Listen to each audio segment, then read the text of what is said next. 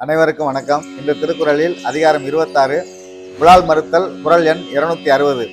கொல்லான் புலாலை மறுத்தானை கைகூப்பி எல்லா உயிரும் தொழும். இதுதான் குறள்.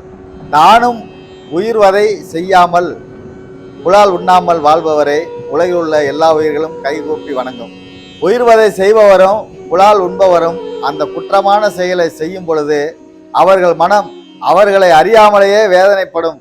அப்போது அவர்களுடைய முகத்தில் ஒரு பொலிவு இருக்காது. அதே சமயம் உயிர்வதை செய்யாமலும் புலால் உண்ணாமலும் இருக்கும் ஒருவரை பார்க்கும் பொழுது அவரது குற்றமற்ற முகம் தெய்வீக கடாட்சமாக தோன்றி அவருடைய செயலுக்காகவும் அவருடைய வசீகரமான உடலையும் பார்த்து இந்த உலகம் கையெடுத்து வணங்கும் என்பதையே கொல்லான் புலாலை மறுத்தானை கைகூப்பி எல்லா உயிரும் தொழும் என்ற ஒரு அழகான திருக்குறள் நமக்கு வள்ளுவ பெருந்தகை குற்றமற்ற வாழ்வுக்கு புலால் மறுத்தலின் மூலம் வழிகாட்டுகிறார்கள்.